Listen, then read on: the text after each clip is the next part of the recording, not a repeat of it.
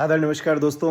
आज हमारे बीच में बहुत सौभाग्य का विषय है कि बाल साहित्य को समर्पित पिछले 25-30 वर्षों से हिंदुस्तान में बाल मनोविज्ञान को लेकर जो पत्रिका का सृजन चल रहा है, उस बड़े महायज्ञ में एक शानदार तरीके से अपनी प्रस्तुति को रेखांकित करने वाले मेरे आराध्य गुरुदेव डॉक्टर भैरूलाल जी गर्ग हमारे बीच में हैं। आज बाल वाटिका को लेकर, बाल वाटिका की प्रासंगिकता को लेकर सर से कुछ बात करेंगे। मैं सबसे पहले गुरुदेव आपके श्री चरणों में प्रणाम करता हूँ। आज का यह दौर साहित्य को लेकर बड़ा टिपिकल है। बाल मनोविज्ञान को लेकर आप क्या सोचते हैं, इसके बारे में थोड़ा सा हमारे दर्शकों को बताएं। बहुत बहुत हार्दिक साधुवाद और शुभाशीष प्रिय अवधेश बाबू।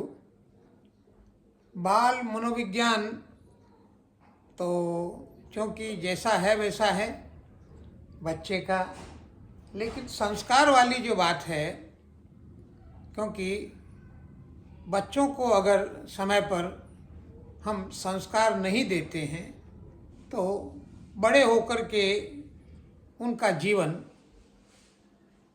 कई तरह की विसंगतियों से ग्रस्त हो जाता है, जैसा हम देख रहे हैं। और इस संदर्भ में बाल साहित्य की बड़ी महत्वपूर्ण भूमिका होती है। और बाल साहित्य के संदर्भ में अगर ये कहा जाए कि बच्चों को बाल साहित्य देना तो अनिवार्यतः होना चाहिए। मैं कई बार सोचता हूँ कि हमने जो संस्कार लिए हैं वे भी अध्ययन से या पाठ्य पुस्तकों से इतर जो सामग्री है उसमें बाल पत्रिकाएं भी आ गई, उसमें बच्चों के लिए लिखी गई अन्य पुस्तकें भी आ गई, तो उनका प्रभाव बचपन में हम अगर उन्हें गंभीरता से पढ़ते हैं तो वह प्रभाव हमारे जीवन में स्थायी रूप से रेखांकित होता है, स्थायी रूप से बस जाता है हमारे मन मस्तिष्क में। और हम यथा समय कई तरह से हम उनका उपयोग करते हैं और जीवन को हम सरल, सुगम और विसंगतियों से रहित रखने में उनकी बड़ी भूमिका होती है हमारे लिए। तो इस दृष्टि से बाल साहित्य की भूमिका या उसका प्रयोजन या उसकी आवश्यकता, उसमें तो कोई संदेह वाली बात है ही नहीं। लेकिन विडंबना ये है कि आज के बच्चों को बाल साहित्य उपलब्ध नहीं है। उसके कई कारण हैं। अभिभावक उपलब्ध नहीं करवाते हैं, या शिक्षण संस्थाओं में वाचनालय, पुस्तकालय के माध्यम से भी ये सुविधा नहीं है। और धीरे धीरे करके जितनी पत्रिकाएं बाल साहित्य की निकला करती थी वे भी एक एक करके बंद हो गई। तो ये एक बहुत बड़ी चुनौती हमारे समक्ष है कि बच्चों को किस तरह से संस्कारों से जोड़ा जाए ताकि उनका जीवन सुखमय हो सके, या जीवन में वे एक तो विसंगतियों के शिकार न हो और सकारात्मकता पूर्ण जीवन जी पाएँ।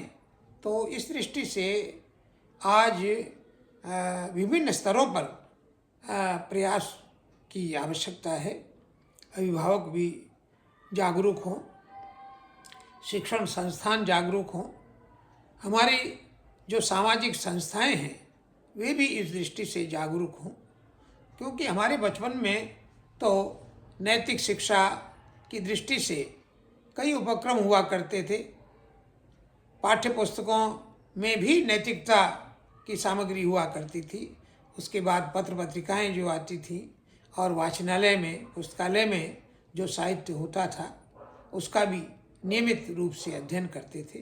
कई प्रतियोगिताएं ऐसी होती थी जिनसे हमारी जो रचनात्मक प्रतिभा है वह तो विकसित होती ही थी, लेकिन संस्कारों की दृष्टि से भी हमें बहुत कुछ सीखने को मिलता था।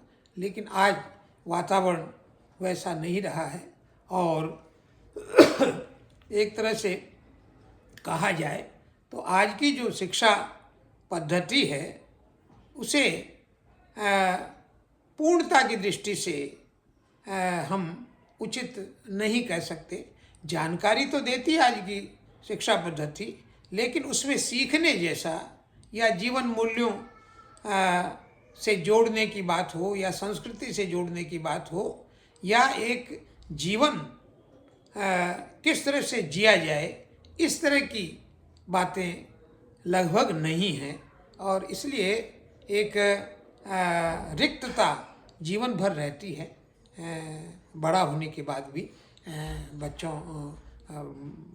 बचपन में तो रहती ही हैं, लेकिन जब युवा हो जाए या जीवन क्षेत्र में जाएगा कोई भी, तो उसे इन विसंगतियों का सामना करना पड़ेगा। और यही नहीं बल्कि कई तरह की जो नकारात्मकताएं हैं वे भी उसे ग्रस लेंगी। तो सीधा सा एक समाधान ये है कि बच्चों को संस्कारों से जोड़ा जाए और संस्कारों में अब चूँकि दादी नानी नहीं रही हैं भी तो बच्चों को उनका सानिध्य कितना उपलब्ध है ये हम सब जानते हैं। तो बाल साहित्य जो है, जो उपलब्ध है, जिस तरह का भी है, बच्चों को मिले, वे अनिवार्यतः उससे जुड़े और अपने जीवन को सुखी और सानंद व्यतीत कर सके बड़े होकर के।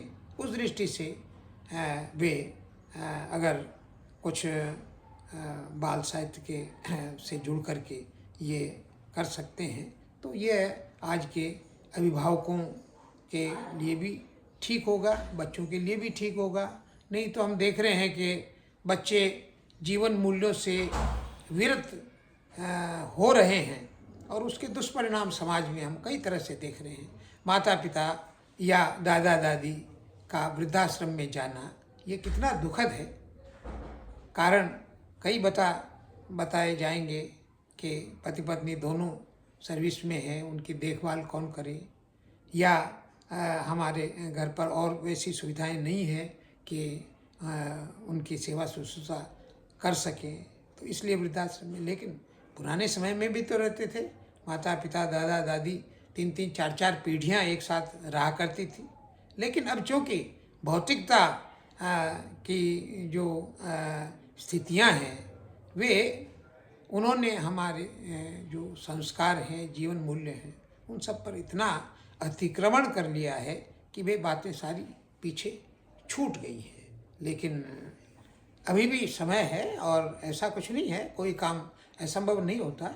अभिभावक और शिक्षक और जो भी संस्थान हैं और सामाजिक दृष्टि से जो भी लोग जागरूक हैं, इस क्षेत्र में काम कर रहे हैं, वे अगर बच्चों के संस्कारों की दृष्टि से अगर बाल साहित्य का सहारा लेते हैं या बाल साहित्य की जो भूमिका उनके लिए सुनिश्चित करते हैं, तो निश्चित रूप से नई पीढ़ी को हम सकारात्मकता से जोड़ सकते हैं, बचपन को हम संवार सकते हैं और बाल साहित्य के माध्यम से ये काम आज भी आसानी से संभव है। बहुत आभार सर, बहुत बहुत धन्यवाद। निश्चित रूप से आपने बहुत ही शानदार तरीके से हमारे दर्शकों को आपने बताया कि भाई बाल साहित्य की क्यों ज़रूरत है। चूँकि बाल वाटिका एक लब्ध प्रतिष्ठित पत्रिका है, इन पर अनेक शोधार्थियों ने शोध किया है, तो और आज का जो समय है वो डिजिटल युग है। तो अंतिम प्रश्न में मैं आपसे जानना चाहता हूँ कि बाल वाटिका को डिजिटल तरीके से आप कैसे जोड़ना चाहेंगे और अंतिम तौर पर हमारे आज के बदलते परिवेश में हमारे अभिभावकों को और बाल मनोविज्ञान को लेकर आप क्या संदेश देना चाहेंगे? इसके बारे में थोड़ा सा, बाल वाटिका के बारे में जो डिजिटल युग है उसको कैसे देखते हैं और कैसे जोड़ना चाहते हैं, इसके बारे में थोड़ा सा आप बताएं हमारे दर्शकों को। हाँ, तुमने सही प्रश्न किया। मैं भी कई बार सोचता हूँ कि बाल वाटिका को डिजिटल माध्यम से भी बच्चों के बीच या पाठकों के बीच जाना चाहिए। और चूँकि जिस तरह से परिस्थितियाँ बदलती हैं उस तरह से हमें भी बदलना चाहिए। माध्यम जो बदल रहे हैं उनका उपयोग होना चाहिए। और निश्चित रूप से बाल वाटिका चूँकि अभी हार्ड कॉपी छपती है और लोगों के पास डाक के माध्यम से या अन्य साधनों से जाती है, लेकिन अगर डिजिटल फॉर्म में विकसित हो या पीडीएफ प्रस्तुत की जाए तो मैं सोचता हूँ कि अधिक लोगों तक, अधिक पाठकों तक पहुँच सकती है। और अब मैं भी इस बात को गंभीरता से ले रहा हूँ कि शीघ्र बाल वाटिका डिजिटल फॉर्म में आए और उसका हर अंक पीडीएफ के रूप में उपलब्ध हो और अधिक से अधिक पाठकों तक, बच्चों तक पहुँचे या जो भी रुचि रखते हैं उन तक पहुँचे। यही नहीं, विदेशों से भी कई बार लोग कहते हैं, हमारे मित्रों का आग्रह है कि हमारे बच्चे भी इसे पढ़ें, तो वो बाहर हैं, उनके बच्चे पढ़ें। तो मैं सोचता हूँ कि ये काम होना चाहिए और शीघ्र ही हम बाल वाटिका को जो है इस माध्यम से, डिजिटल माध्यम से और सोशल मीडिया पर और जितने भी प्लेटफॉर्म हो सकते हैं उनके माध्यम से प्रस्तुत करेंगे, ताकि इसका अधिक से अधिक प्रसार हो और अधिक से अधिक पाठकों तक यह सहज उपलब्ध हो सके। बहुत धन्यवाद सर, और हमें इस बात का इंतज़ार रहेगा कि बहुत जल्दी हम बाल वाटिका को डिजिटल तौर पर पढ़ सकें, देख सकें। हमसे बात करने के लिए बहुत बहुत आभार आपका। आपके मार्गदर्शन हमारे लिए हमेशा खुले रहेंगे, ऐसी आशा और विश्वास के साथ। वंदे मातरम। धन्यवाद।